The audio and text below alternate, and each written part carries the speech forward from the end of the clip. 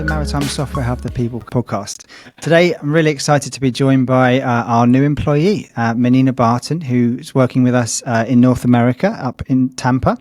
It's a pleasure to have you on board. And we thought we'd just do a short episode to introduce Menina, so she can tell you a bit about herself and also what her role is here within the business. So, hi, Menina. For those who haven't met you, I'd love it if you could just tell a bit about yourself and what led you to joining Cordell Beaumont. Yeah, absolutely. So I've always really enjoyed working in like the business development type of realm. And I knew I wanted to continue working in that type of realm, but it was also important to me when I was searching for a new job that I joined a company I believed in. And so I did some research on the company and I watched podcasts, funny enough. Excellent. And I learned more, and I could just tell it was a team that was genuinely doing interesting work in what seemed like a fast evolving space. What really drew me in was the opportunity to learn about industries that I hadn't ever explored before. Like cruise tech and maritime software. It just felt like the perfect combination of joining a successful and growing company while also being able to really expand my horizons. Yeah, awesome. Brilliant. And I know you, outside of obviously kind of sales, you've also kind of had your own kind of businesses and personal kind of projects and stuff like that. So I'd love to, if you tell us a bit about that. Yeah, so I have a cookie company. I love baking. My family comes from like a background of bakers. We have a Greek bakery up in New York for the past 100 years, actually, this year. So I started a little cookie company down here just to continue that and have something of my own because food is like my love language. And then I'm also a personal trainer, and I've been doing that for about 7 years now. So I have my own little private practice, online and person personal training.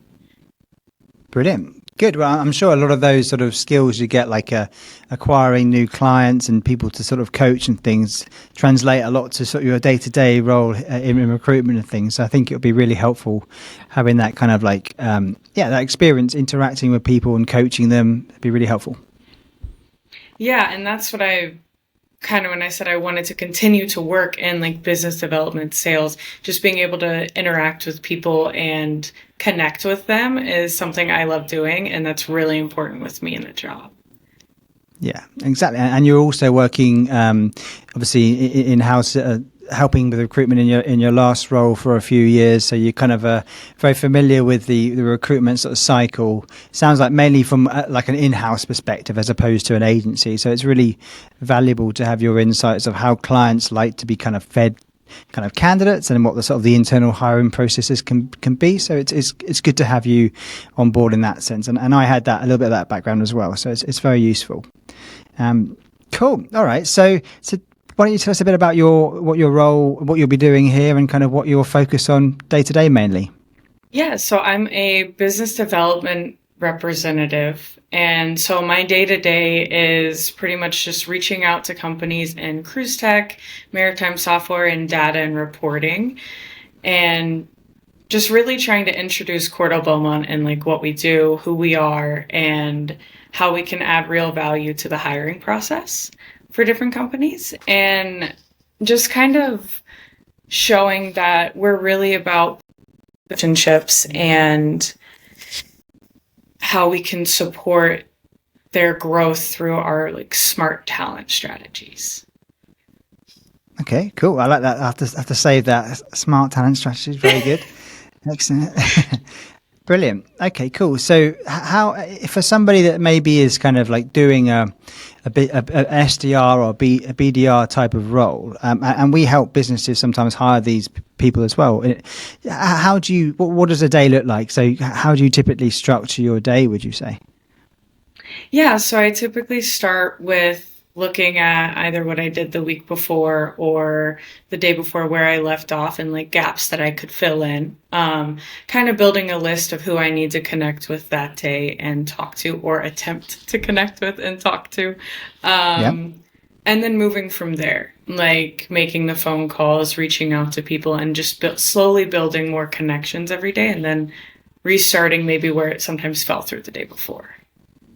That makes sense. And I imagine your user, obviously, I know we have a kind of a tech stack here, so it's getting familiar with all our processes, which I think anybody doing a kind of a qualifying and prospecting role will have to get used to. So you picked those up pretty quickly already. Yeah, it still feels a little new, but it's like I'm learning something new every day. It's fun. Yeah. Good. And how have those first few weeks been, like in working for an agency? What's the sort of, has there been any surprises or anything like anything that stand out in particular in terms of your experience? It's been a lot of fun. I mean, I really like a challenge, and I also genuinely love talking to people, so it feels like a natural fit. I wouldn't say I've had any major like surprises or anything, but the first week was definitely like a deep dive. It felt like between the technology that you mentioned and just learning the language of the industry, because it was so new to me. Feels less new now. And understanding like key players and trends, it felt really intense, but in a good way. I really just enjoy being pushed out of my comfort zone like that. So it's been really fun. Never boring. Yeah. Good. Again, as you say, it's still early days, so it's very good. Lots of things to learn, as you say, and hopefully we're going to pick up things pretty quickly, which you've been doing, which is awesome. So any kind of early wins? I appreciate it's been, as I said, not too long a time so far, but any wins you're kind of particularly proud of so far? So yeah, it's definitely early for anything major. But I think one of the most memorable things was the first time I talked to a person and I was confident in explaining like our niche and the value of the business and to someone in the industry, to where I was like, oh, I'm not second guessing myself. I'm not needing to double check and go through a bunch of notes as I'm talking. Like it felt pretty confident because again, it felt like I was kind of learning a new language. As weird as that sounds, but it really was. And so hitting that point where I was like, oh, things are clicking. And I could potentially be having meaningful conversations already about this. Even if it didn't lead to a meeting or something bigger, it just still felt like a big step forward. Yeah, no, I agree. And I think using your background, and I know you mentioned you obviously enjoy in your pastime kind of going on cruises and that sort of stuff. I think having a general interest in the space that we're working in, and obviously it's not just the cruise industry, the commercial maritime software and technology space we focus on is a big help, I think. Yeah, I'm an avid cruise lover and goer. I would go every month if I could.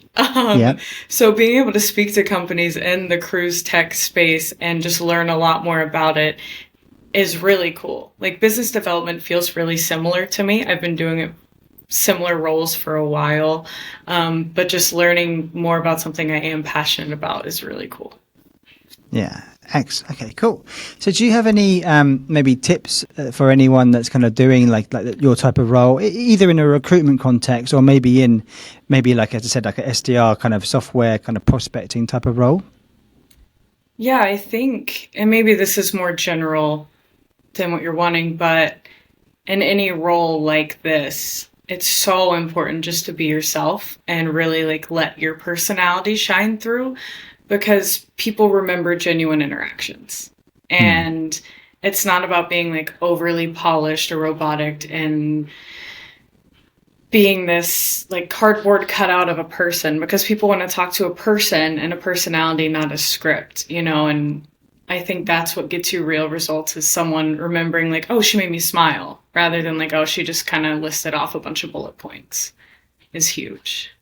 Yeah, no, I agree, definitely. And it's similar to back in our broking days, and when I was obviously now in recruitment, the biggest part is getting someone to like you, I'd say, and engage with you and build up rapport in any type of sales function. So I think that's a huge point.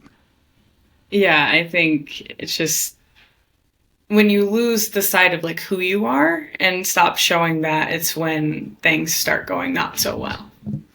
Yeah. Excellent. Okay, brilliant.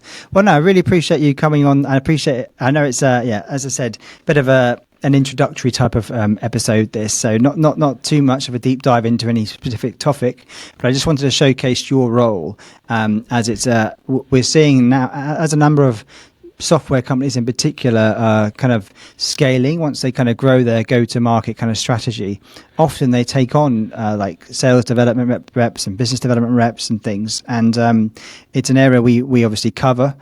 We focus a little bit more on the mid to senior levels, but every time we've helped companies hire SDRs in the past, it's always been so important to find the right kind of personality and someone with the right hunger and everything. So yeah, if any companies are ever out there that need support in that side, obviously we'd love to help.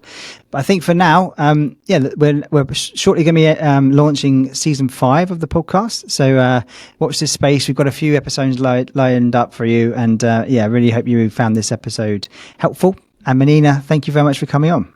Thank you for having me. No problem. Thanks a lot. Take care, everyone.